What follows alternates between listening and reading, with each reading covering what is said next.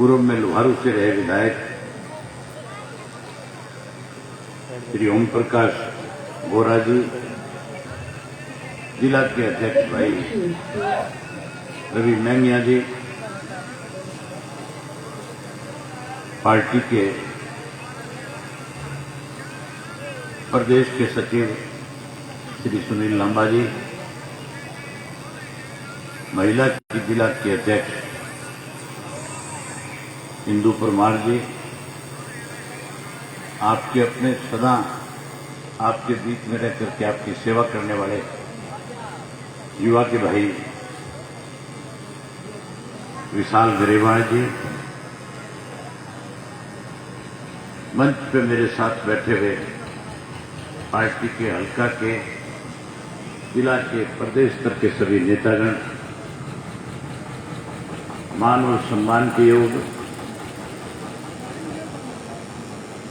बामड़ा गांव के मेरे आदरणीय पिता तुल्य बुजुर्गों, नौजवान साथियों, सम्मान के योग्य माताओं, बहनों, पत्रकार छायाकार दोस्तों, मेरे से पहले जितने भी साथी बोलने वाले थे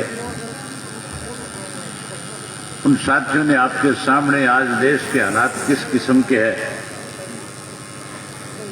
आज प्रदेश के लोग किन परिस्थितियों से गुजर रहे हैं, आज किसान आंदोलन को लेकर के केंद्र की सरकार का किस किस्म का रवैया है, इन सब बातों पे बहुत खुल करके आपके सामने चर्चा करें। अगर मैं उनकी बात को दोहराऊंगा तो लंबा समय लगेगा। साथियों, आज केंद्र की सरकार ने जब ये कोरोना की महामारी हमारे देश में आई, जब इसने पूरी दुनिया में अपना पैर फंसाया और दुनिया में इस बीमारी की वजह से हजारों लोग परमात्मा को प्यारे हो गए, पूरी दुनिया में जब इस बीमारी को लेकर के लॉकडाउन लग रहा था,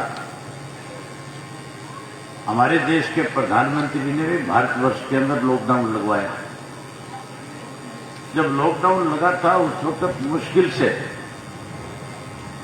500-700 लोग इस बीमारी की चपेट में थे। हम ये मानते थे कि लॉकडाउन की वजह से ये बीमारी खत्म हो जाएगी, हम इस पर काबू पा लेंगे। जो जो आदेश प्रधानमंत्री ने दिए, देश के हर नागरिक ने प्रधानमंत्री की बात को स्वीकार करके हर आदेश को मानने का काम किया। जब पहला लॉकडाउन लगा था उस वक्त हमारे प्रदेश के मुख्यमंत्री ने एक राजनीतिक कमेटी बना दी और कमेटी बना करके उस कमेटी की मीटिंग रखी।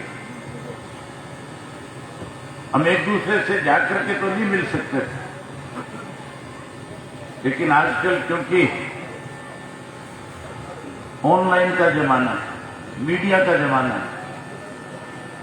तो उन्होंने वीडियो कॉन्फ्रेंसिंग के जरिए हम लोगों से बात करी।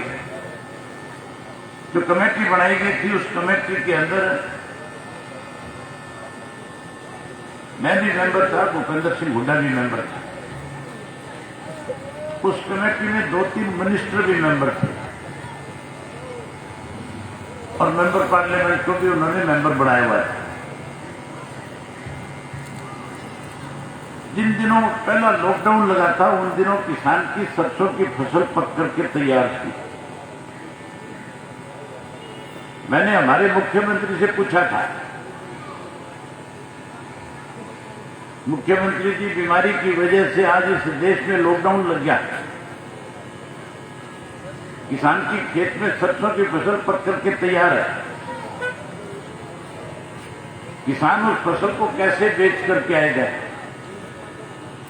सरकार ने इसके लिए क्या इंतजाम किए? मुख्यमंत्री कहने लगा कि हमने नई मंडियां और बना दी और ये हमारी जिम्मेवारी है कि हम किसान का एक एक दाना सरसों का खरीदने का काम करेंगे। जब सरसों बेचने किसान गया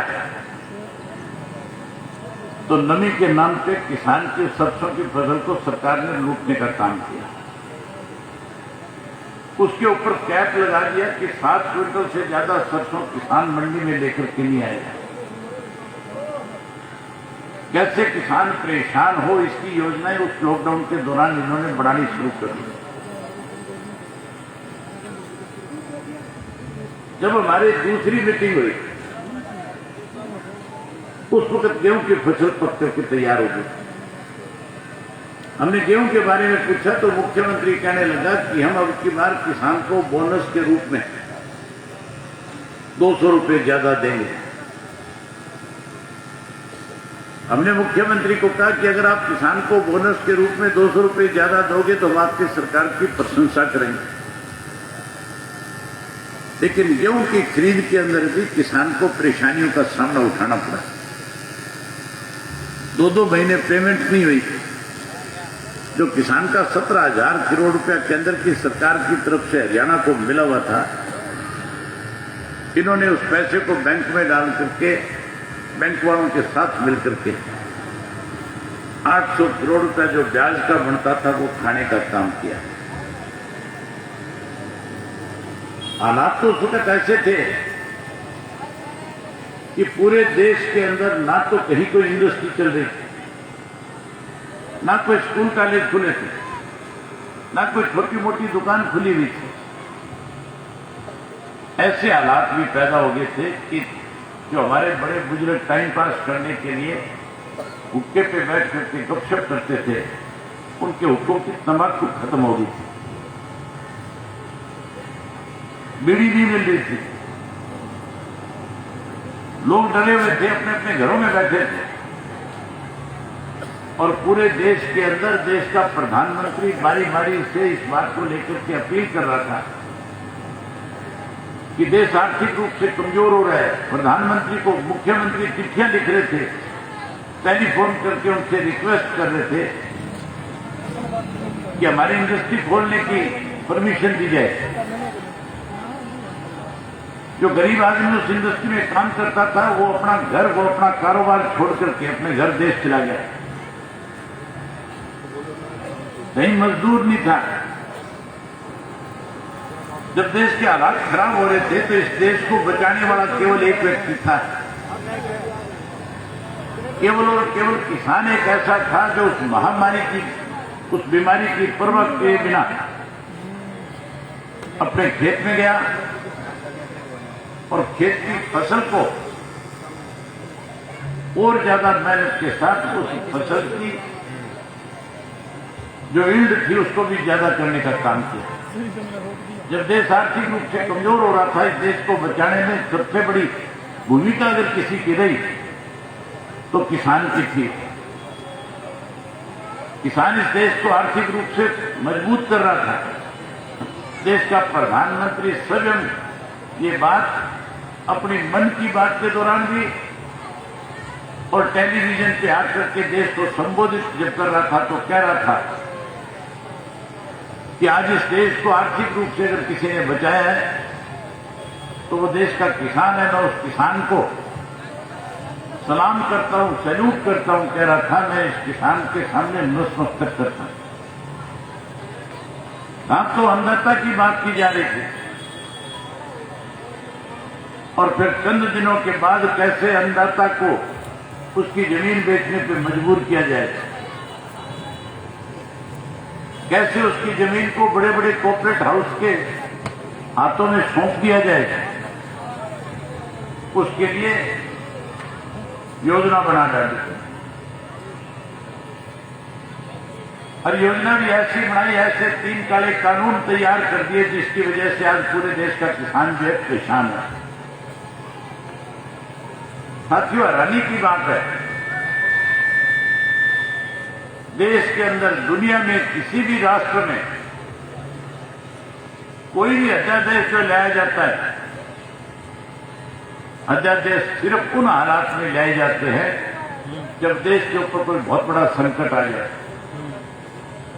कहीं कोई पड़ोस के मुल्क के लोग देश पे हमला बोल दें देश आर्थिक रूप से खत्म होता हो, देश में अनाज की कमी आ जाए, तो फिर अध्यादेश ला करके नए कानून बना करके देश को कैसे बचाया जाए, इसके लिए सरकार अध्यादेश लेकर के आती है। आज देश के हालात तो इस किस्म के थे ही नहीं कि किसान की वजह से कहीं देश से खराब हो रहा था। किसान तो देश को बचा रहा था। हमारा प्रधानमंत्री अध्यादेश लेकर के आया, पहले राष्ट्रपति से साइन करवाए, फिर इसको कानून का रूप देने का काम किया। अध्यादेश से पहले अगर इनको बिल के रूप में लोकसभा में लेकर के आता तो फिर इसके ऊपर खुल करके चर्चा होती, फिर इसके ऊपर हर मेंबर पार्लियामेंट अपनी अपनी राय देता। देश के प्रधानमंत्री को इस बात को लेकर के डर था कि अगर इसको बिल के रूप में पहले लेकर के आया तो तेरी अपनी पार्टी के जो मेंबर पार्लियामेंट है कल इसका विरोध ना कर दें। इसलिए अध्यादेश ला करके फिर इनको बिल का रूप देने का काम किया। अगर ये तीनों काम इसी तरह से लागू रह गए, मेरे से पहले जो बोलने वाले साथी थे वो बता रहे थे कि किस तरह से इन 3 कानूनों के तहत किसान को कमजोर करने की योजना बनी। साथियों, मैं आपको एक छोटा सा उदाहरण बताता हूं। इन दिनों में आलू की नई फसल आती है, इन दिनों में प्याज की नई फसल आती है। अब की बार प्याज जो है 30 लाख मैट्रिक टन ज्यादा हुआ है। ज्यादा अगर उत्पादन है तो फिर उसकी कीमत कम होनी चाहिए कि नहीं होनी चाहिए। इन दिनों में तो ट्रैक्टर के अंदर प्याज भर के लाउड स्पीकर लगा करके गांव में प्याज बेचने वाले आते थे। 5 रुपए किलो ले लो, 6 रुपए किलो ले लो, आवाज लगाते थे। ये कानून बनने के बाद कोई ट्रैक्टर वाला आया क्या प्याज बेचने तुम्हारे गांव में? देखा किसी ने प्याज बेचने वाले? कोई आलू बेचने आया गांव में? जो आलू सड़ा हुआ था, जो बेकार था, उसकी कीमत तो थी 80 रुपए। जो दागी था उसको 80 रुपए में बेचने का काम किया। अब जब किसान के खेत में नया आलू पैदा हो गया, 80 रुपए वाले आलू की कीमत 8 रुपए हो गई। थोड़े दिन में जब ये सारा स्टॉक हो जाएगा, जब अंबानी जैसे लोग इसको खरीद करके अपने कोल्ड स्टोर में डाल देंगे, तो फिर इसकी कीमत दोबारा से 80 और 100 रुपए किलो हो जाएगी। रवि जी जिक्र कर रहे थे, एक बात क्या कह रहे थे कि सरकार को फायदा हो, इसके लिए 3 कृषि के कानून बना दिए। सरकार को फायदा नहीं हो रहा इससे सरकार के खाते में कोई पैसा नहीं आ रहा। इसका फायदा अगर इस देश में किसी को होगा तो अंबानी को होगा, अडानी को होगा। 2 लोगों के गिरवी पूरे देश को रखने का योजनाबद्ध तरीके से देश के प्रधानमंत्री ने फैसला ले लिया। सबसे पहले देश के प्रधानमंत्री ने हमारी जो ऑयल की बड़ी बड़ी कंपनियां थी, जिससे देश को मुनाफा होता था, देश को कमाई होती थी, उनको प्राइवेट हाथों में अडानी को, अंबानी को सौंपने का काम किया। तेल के बाद रेल की जो कंपनी थी उसको बेच दिया, उसको प्राइवेट हाथों में सौंप दिया। सेल को भी सौंप दिया और उसके बाद रेल को भी सौंप दिया। जिन रेल के ऊपर भारतीय रेल लिखा होता था, आज उनके ऊपर अडानी रेल लिखा हुआ है। आज अडानी के रेल के डब्बे नए बनने शुरू हो गए, उसके लिए नई रेलवे लाइनें बिछानी शुरू कर दी। पैसा केंद्र की सरकार का, बिजनेस करेगा अडानी। उसके बाद हवाई अड्डे बेचने का काम किया। जहां जहां से देश को पैसा मिल रहा था उन सबको प्राइवेट हाथों में सौंप दिया। अब जिस देश को आर्थिक रूप से किसान ने कहीं मजबूत करने का काम किया, अब उस किसान की जमीन कैसे उससे छीनी जाए, कैसे उस जमीन को उससे लेकर के अंबानी और अडानी के हाथों में दी जाए, इसके लिए नई किस्म के 3 कानून बना दिए। साथियों, जिस कानून में बड़े बड़े स्टोर की छूट दे दी गई, आने वाले समय में प्राइवेट कंपनियां हमारे देश में आएंगी। मैं भी आज मोदी जी पार्लियामेंट में बोल रहे थे, उनका भाषण सुन रहा था। मोदी जी कह रहे थे एमएसपी ज्यों की त्यों रहेगी। अगर देश का प्रधानमंत्री कहता है कि एमएसपी रहेगी, तो किसान जो इस बात को लेकर के मांग कर रहा है कि आप एमएसपी का कानून बनाओ, तो फिर प्रधानमंत्री को कानून बनाने में क्या परेशानी है? अगर अडानी के लिए बनाया जा सकता है कोई कानून, तो फिर किसान के लिए क्यों नहीं? लेकिन केवल ये बात कह करके कहीं लोगों में भ्रम पैदा करना चाहता है। अगर नीयत ठीक हो, सोच ठीक हो, तो फिर देश के प्रधानमंत्री ने तो वायदा किया था कि हम स्वामीनाथन की रिपोर्ट को लागू करेंगे। उन्होंने तो कहा था कि एमएसपी की गारंटी देंगे, इसके लिए कानून बनाएंगे। ये भी कहा था कि किसान की फसल के लागत मूल्य से 50% ज्यादा देकर किसान को मजबूत करेंगे। अपना किया हुआ एक वायदा पूरा नहीं किया, और भाषण में कह रहा है कि मैं देश के किसानों से आग्रह करता हूं, आंदोलन खत्म करके घर चले जाएं। हमारे दरवाजे खुले, हमारे से जब मर्जी आकर के बातचीत करें। बातचीत करना और बातचीत करके कोई हल निकालना सरकार का काम है। सरकार का काम ये नहीं है कि किसी को आंदोलन करने के लिए मजबूर करे, लंबे समय तक उसे अपना घर बार परिवार छोड़ करके सरकार से लड़ाई लड़ने के लिए मजबूर करे। आज जिस तरह से सिंगू के बॉर्डर के ऊपर, टीकरी के बॉर्डर पे, गाजीपुर के बॉर्डर पे हजारों हजारों लाखों लाखों लोग जो है, माताएं बहनें 5-5 वर्ष के बच्चे आज इस आंदोलन का हिस्सा बने हुए। आप चाहते हो कि इस किसान के साथ न्याय हो, तो फिर साथियों एक काम करना पड़ेगा। मामला गांव तो वैसे भी ऐतिहासिक गांव है। आपके यहां से तो बहुत सारे लोग बॉर्डर पे गए होंगे, वहां टेंट भी लगा हुआ है, लगातार लोग जा भी रहे, आ भी रहे हैं। लेकिन इसके लिए कमेटी बनाओ, और कमेटियां बना करके गांव के लोगों की ड्यूटियां लगाओ कि पहले 15 दिन ये 50 लोग बॉर्डर पे रहेंगे, 15 दिन के बाद वो वापिस आए, उनकी जगह नए 50 लोग जाए, ताकि उस आंदोलन को ताकत मिलती रहे। और उसके साथ साथ जो लोग आज बैठे हैं, वो 15 दिन बाद जब वापिस आएंगे, नए 15 दिन बाद जब नए 50 लोग जाएंगे, उन 50 लोगों को भी वहां जाकर के इस बात का एहसास होगा। वहां जाने के बाद उन्हें इस बात की जानकारी मिलेगी कि किस तरह से देश के प्रधानमंत्री के सामने देश का अन्नदाता जो है, आज अपनी बात, आज अपना पक्ष रखने के लिए इन हालात के अंदर वहां रह करके देश के प्रधानमंत्री को आगाह करना चाहता है।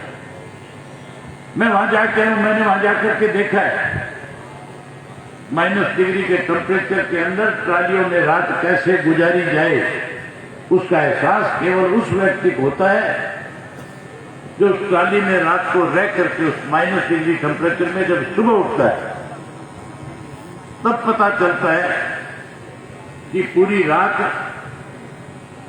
साधन संपन्न व्यक्ति भी बहुत मुश्किल से उस सर्दी में ट्राली में रह करके रात गुजारना उसके लिए मुश्किल है। वहां तो ऐसे लोग भी हैं जिनके पास अपने साधन नहीं है, लेकिन वो किसान की लड़ाई के लिए कहीं दूसरे के टेंट में रह करके रात गुजार करके देश के प्रधानमंत्री को एहसास कराना चाहते हैं। आपके यहां से भी कमेटियां बना करके लोगों को भेजो। बारी बारी एक बात का जिक्र कर रहे थे, मेरे इस्तीफे को लेकर के बहुत चर्चा हो रही थी। चौधरी देवीलाल ने हमेशा, चाहे वो सत्ता में थे चाहे वो सत्ता से बाहर थे, जब वो सत्ता में आते थे तो किसान के लिए अच्छे कानून बनाते थे। कैसे किसान को ज्यादा मदद मिले इसके लिए अनेक ऐसे कानून बनाए, कैसे गरीब आदमी को मान सम्मान इज्जत मिले उसके लिए ऐसे कानून बनाए। अगर मैं उनकी चर्चा करूंगा तो भी टाइम लगेगा। इस देश के अंदर ट्रैक्टर जो था, अगर कोई किसान उस ट्रैक्टर के अंदर अपना धान रखते थे, शुरू में तो जब ट्रैक्टर आए थे लोग बारात लेकर के भी ट्रैक्टर पे जाते थे। अगर कोई बारात लेकर के अपने बच्चे की शादी में ले जाता था तो पुलिस वाला रोक करके चलान कर देता था। अगर कोई अपनी फसल मंडी में बेचने जाता था तो उसका चलान हो जाता था। अगर किसान को सबसे बड़ी सहूलियत इस प्रदेश और देश में किसी ने दी तो ट्रैक्टर को गड्ढा बना करके चौधरी देवीलाल ने देने का काम किया। जहां ट्रैक्टर को गड्ढा बनाया वहीं गरीब आदमी जो हरिजन है, वाल्मीकि है, जिसके घर के अंदर रहने की जगह नहीं है, उसका कोई मेहमान आ जाए, कैसे उस मेहमान को इज्जत के साथ वो रोटी खिला के वो उसको उसमें रुकवास के, इसके लिए हरिजन की और बैकवर्ड की, वाल्मीकि की चौपाले बना करके देने का काम किया। अगर इस देश में कर्जा किसी ने माफ किया किसान का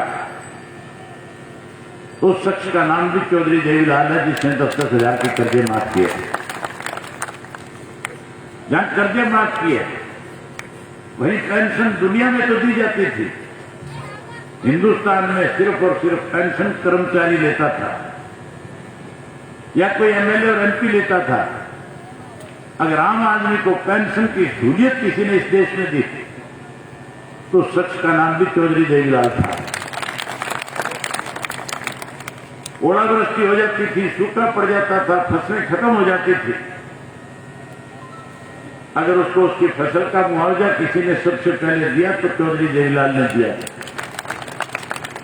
आज जो 100 रुपए पेंशन दी थी, हमारा देश का प्रधानमंत्री तो 2000 रुपए किसान के खाते में जमा करा करके 6000 रुपए साल में देकर के कहता है कि मैं किसानों का बहुत बड़ा हमदर्द हूं।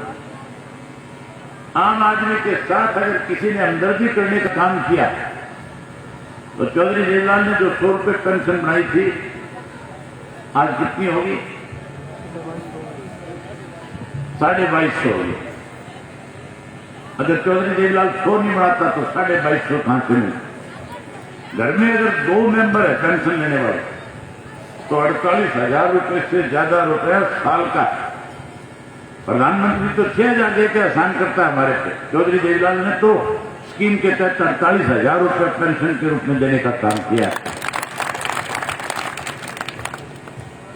जब कभी सत्ता से बाहर थे, अगर किसान को कोई सताने का काम करता था तो चौधरी देवीलाल उसके साथ खड़ा होकर के न्याय करवाने का काम करते थे। Indian National Lokdal party Chaudhary Devilal का लगाया हुआ पौधा है।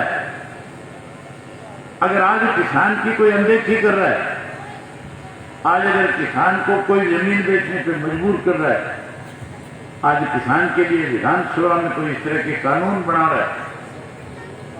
हमारा जब विधानसभा का सत्र चल रहा था, मैं उम्मीद तो करता था कांग्रेस पार्टी से कि कांग्रेस के लोग सरकार के खिलाफ अविश्वास प्रस्ताव लाएंगे। हम उम्मीद तो ये करते थे कि ये कांग्रेस को प्रस्ताव देंगे, ये सरकार के सामने किसान का पक्ष रखेंगे। लेकिन साथियों, जिस कांग्रेस की आज जिम्मेवारी बनती थी वो कांग्रेस ही तो सरकार की तरफ से जब एक प्रस्ताव आया किन बिलों पे चर्चा कर ली जाए, मैंने कांग्रेस के लोगों से कहा था कि सरकार की तरफ से प्रस्ताव आया है, हमें अपनी बात कहनी चाहिए, हमें अपना पक्ष रखना चाहिए। हमें किसान का पक्ष सरकार के सामने रख करके सरकार को मजबूर करना चाहिए। हमें उन लोगों के चेहरों को बेनकाब करवाना चाहिए जो किसानों के धरनों में गए हैं, जिन्होंने धरनों में जाकर के कहा, चाहे हम आज सत्ता पक्ष के साथ हैं, अगर किसान की कोई अनदेखी करेगा तो फिर हम सत्ता पक्ष को छोड़कर के किसान के साथ आकर के खड़े हो जाएंगे। जब हरियाणा में इस किस्म का प्रस्ताव आया था तो हम ये चाहते थे कि इस पर चर्चा और उन लोगों को बेनकाब किया जाए। कांग्रेस के लोगों ने उस प्रस्ताव पे चर्चा करने की बजाय, किसान का पक्ष रखने की बजाय वॉकआउट करके बाहर चले गए थे। अगर किसी ने विपक्ष की भूमिका निभाई, किसान का पक्ष किसी ने रखा, तो चौधरी देवीलाल का लगाया हुआ पौधा इंडियन नेशनल लोकदल पार्टी का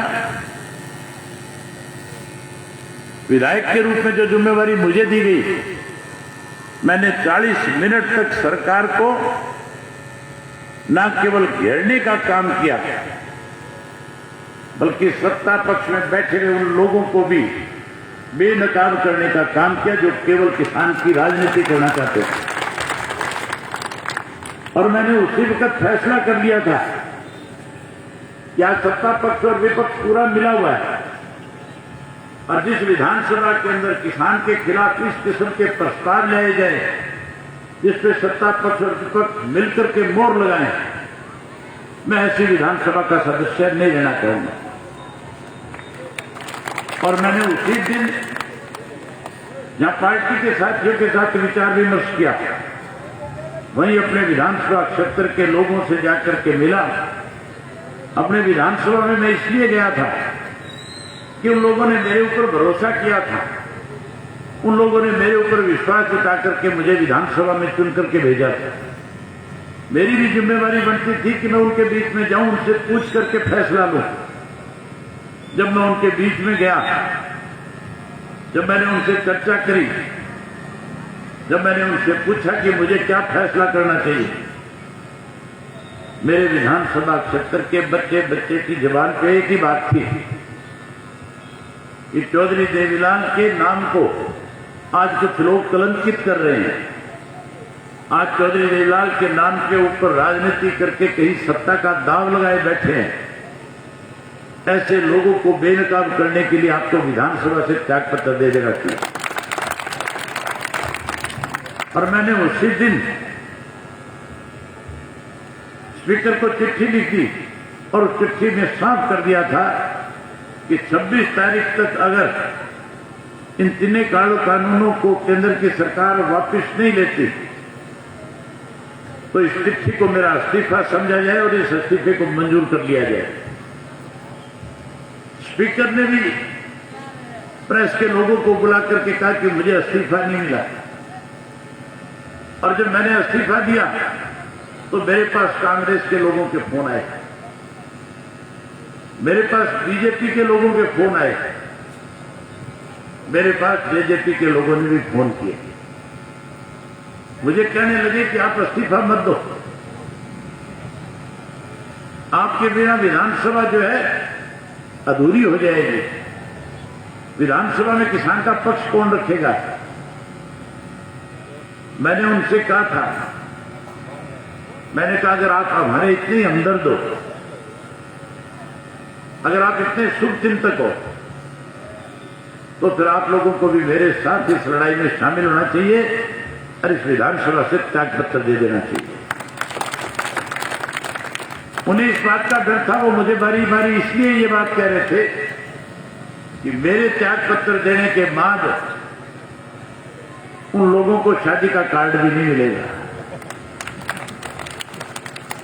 आज पूरे प्रदेश के अंदर जो सत्ता पक्ष में बैठे हुए लोग हैं, किसी भी सार्वजनिक कार्यक्रम में शामिल नहीं हो सकते,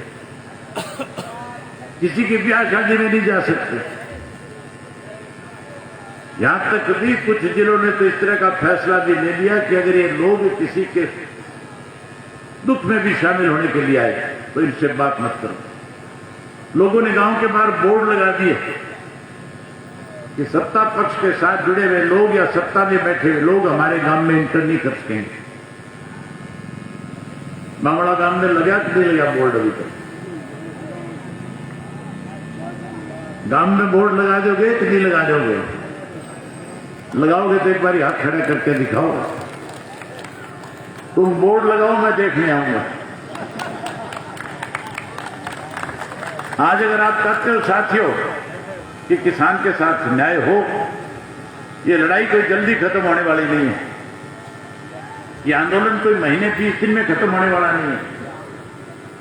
इस आंदोलन में अगर कहीं कोई छोटी सी भी कमजोरी आ गई तो फिर सत्ता में बैठे लोग 100% और बड़ी गलतफहमी के शिकार हो जाएंगे। और अगर आपका दबाव और ज्यादा बढ़ गया तो फिर जो आज सत्ता का सुख भोग रहे हैं उन लोगों को मजबूर होकर के कृषि के तीनों काले कानून वापस लेने पड़ेंगे और नए सिरे से किसान के लिए जहां स्वामीनाथन की रिपोर्ट लागू करनी पड़ेगी, वहीं एमएसपी का कानून बनाना पड़ेगा और किसान का कर्जा भी माफ करना पड़ेगा। इसलिए इस लड़ाई में ज्यादा से ज्यादा योगदान करो। जिन बुजुर्गों ने दामान खाप ने कि प्रधान श्री बलवीर सिंह पूनिया जी ने जो मुझे पगड़ी पहनाई, मैं आपको विश्वास दिलाता हूं आपके इस पगड़ी के सम्मान को कभी किसी के कदमों में झुकने नहीं दूंगा। आपने जो विश्वास मेरे ऊपर व्यक्त किया है, आपके इस विश्वास को कहीं टूटने नहीं दूंगा और इस पगड़ी के सम्मान को इतना बड़ा करूंगा कि आने वाले समय में लोग जो आज कहीं पगड़ी के सम्मान को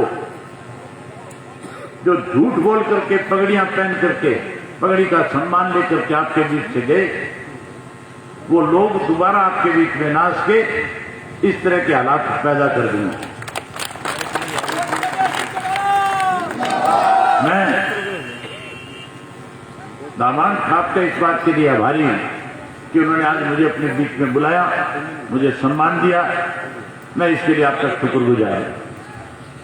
आप लोगों ने मेरी बात सुनी। मेरा मन था आपके साथ और ज्यादा बात करने का, लेकिन मजबूरी है, 2-3 कार्यक्रम और वहां भी लोगों से मिलना है। इसलिए आखिर में आपसे फिर वही निवेदन दोहरा रहा हूं कि कमेटी बनाओ और कमेटी के माध्यम से गांव के बच्चे को एक बार उस आंदोलन का हिस्सा बनाओ। यही बात आपसे कहने आया था। आपने मेरी बात सुनी। आप सबका बहुत धन्यवाद। जय जवान जय किसान।